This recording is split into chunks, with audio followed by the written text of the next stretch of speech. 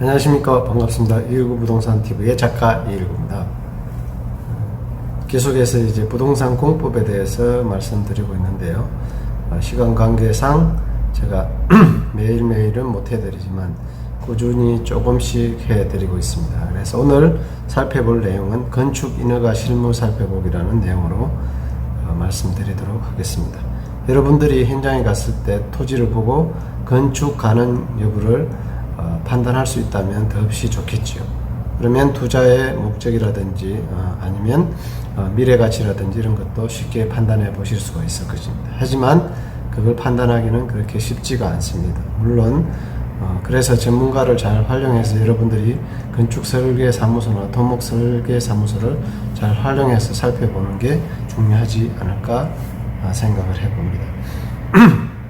개발행위 허가 절차는 허가 신청을 하게 되면 허가 신청서를 검토하게 되고 누가요? 시장 군수가 그 다음에 허가 여부를 통보하게 됩니다. 15일 이내에 이런 절차를 거쳐서 인허가 실무를 하게 되고요. 개발행위 허가 기준은 공통 분야도 있고 그 다음에 이제 도시군 관리 계획에 따른 검토사항도 있고 도시군 계획사업에 따른 검토사항도 있고 주변 지역과의 관계 그 다음에 기반시설 그 다음에 그 밖의 사항 이렇게 이제 여러 가지로 나눠볼 수 있을 것이고요. 개발행위별 검토사항이 있습니다. 건축물의 건축 또는 공작물의 설치 그 다음에 토지의 형질 변경 토석의 채취 토지의 분할 토지 분할에 대해서 물건을 쌓아놓는 행위 이런 행위들까지도 다 개발행위 허가를 받아야 되는 내용들이라고 볼 수 있고요. 제일 중요한 것은 첫 번째 용도 지역별 개발행위의 규모 및 건축 제한 기준에 적합해야 됩니다. 여러분이 살려고 하는 토지가 만약에 건축을 한다, 개발행위를 한다면 용도 지역별 개발행위 규모 및 건축 제한 기준에 적합할 것. 건폐율하고 용적률 용도 지역별로 말씀을 드렸을 겁니다. 그걸 잘 살펴보고 어느 정도의 면적에서 건축을 할 수 있는지 알면 좋겠죠.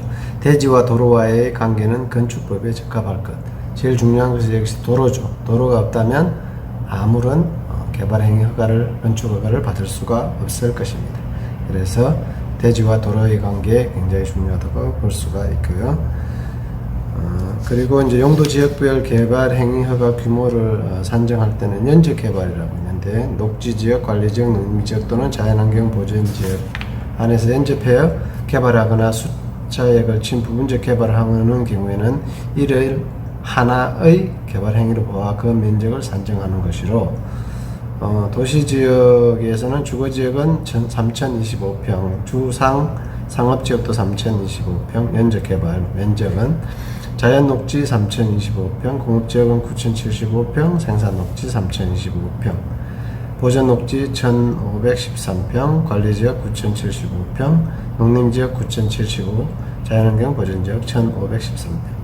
연적개발 규정 적용이 배제되는 건축물은 제1종 근린생활시설 또는 20가구 미만의 주택을 건축하고자 하는 경우에는 연적개발 규정 적용이 배제된다. 그리고 산지의 연적개발 제한은 250m 거리 방식인데 이것은 2015년 9월 28일부터 폐지되었습니다. 그래서 산지를 적용하여 개발할 때는 250m 내에 개발한 것이 있다면 그걸 이제 산정을 해서 면적 제한을 두었는데 그런 규정이 없어졌다고 하고요. 성장관리 방안 비도시 지역에서의 건축 허가는 국토계획법과 도시계획 조례 기준에 맞춰 건축 허가를 하고 있으나 이 규정만으로 비도시 지역의 난개발을 막는 데 한계가 있었습니다. 그래서 성장관리 방안 제도를 통해 도로, 공원 등 기반시설과 건축물의 배치, 형태, 환경관리계획, 경관계획 등을 규제하여 지역의 난개발을 방지하고 있습니다. 성장관리 방안이라는 것은 지역의 난개발을 방지하기 위해서 기반시설을 일정한 부분 갖춰야 된다는 것이죠. 그리고 대지와 도로의 관계 아까 중요하다고 했는데요. 건축물은 대지에 일단 기본적으로 2m 이상의 도로에 접해야 됩니다. 그리고 건축법상 도로는 자동차의 통행이 가능한 넓이 4m 이상의 길을 말하고요. 도시계획상 도로와 실제 활용되고 있는 해당 도로의 경우에도 일정 요건을 갖출 경우에 도로로 인정을 해준다고 합니다. 원칙은 2000제곱미터 미만일 때는 4m 이상 4m 이상의 폭을 가진 도로에 2m 이상 접하면 되고요. 2000제곱미터 이상이라면 6m 이상 폭을 가진 도로에 4m 이상 접하면 된다고 볼 수가 있습니다. 자세한 내용들은 여러분들이 이제 책을 통해서 한 번씩 살펴보시고요. 막다른 도로의 길이가 10m 미만일 때는 도로의 너비는 2m면 되고요. 10에서 35m는 3m를 가지고 폭이 3m가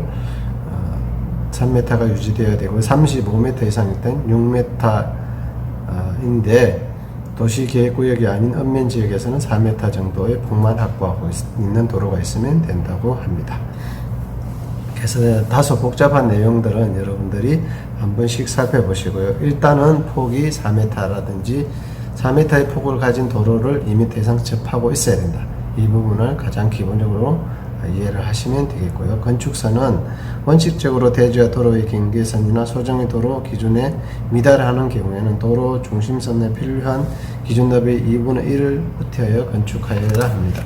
이것도 한번 살펴보시고, 도로의 폭이 2m밖에 안 되는데 그러면 이제 양 중앙선을 중심으로 해서 1m씩 뒤로 물러서게 되면 최소 4m는 확보가 되겠죠. 그때부터 건축을 할 수가 있는 건축 기준선이 될 수가 있겠습니다. 이 부분 이해하시면 되고요. 맹지에서의 건축 허가를 받는 방법은, 맹지가 건축 허가가 안 되는 건 아닙니다. 맹지는 도로를 개설하지 않는 한 건축 허가를 받을 수 없기 때문에 맹지에 건축물을 짓기 위해서는 도로로 사용할 토지를 매입하거나, 제일 좋은 걸 매입하는 거죠. 도로로 사용할 토지에 대한 소유자의 토지 승낙서를 받아야만 건축 허가를 받을 수 있습니다. 그래서 토지 승낙서 꼭 받아야 된다는 말씀드리고 싶고요. 그래서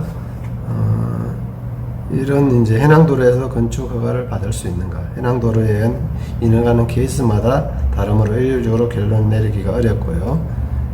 어떤 지역 조례를 들어보면 뭐 복개된 하천 및 도랑이 있다든지, 안전에 지장이 없는 제방도로가 있다든지, 공원계획에 따라 설치된 공원안 도로가 있다든지, 사실상 주민이 사용하고 있는 통로로서 같은 통로로 이용하여 건축 허가된 사실이 있는 건축물의 진출입로가 있다든지, 사실상 도로로서 새마을 사업 등으로 포장 또는 확장된 도로를 가지고 있으면 건축 허가를 내주는 지자체도 있다는 것 유념해 두시기를 바랍니다. 무조건 맹지라고 건축 허가 안 된다. 이런 도로라도 있다든지, 아니면 사도라든지 뭐 농로라든지 포장된 도로가 있다면 이것도 이제 되는지 안 되는지는 지자체의 담당자에게 문의를 해보면 바로 알 수가 있는 부분이니까 여러분들 꼭 확인해 가지고 토지를 사는데 낭패를 겪는 일이 없었으면 좋겠습니다. 이렇게 해서 이제 여기는 건축 인허가에 관련된, 개발 행위에 관련된 내용을 아주 간단하게 설명을 해드렸습니다. 자세한 내용들은 여러분들이 책으로 또 검토를 해보시고 투자하는데 현장에 갔을 때 낭패를 겪는 일이 없었으면 좋겠습니다. 이상 19 부동산 TV의 작가 19였습니다. 오늘 내용 좋았다면 구독, 좋아요, 댓글 남겨주시기를 부탁드리겠습니다. 감사합니다.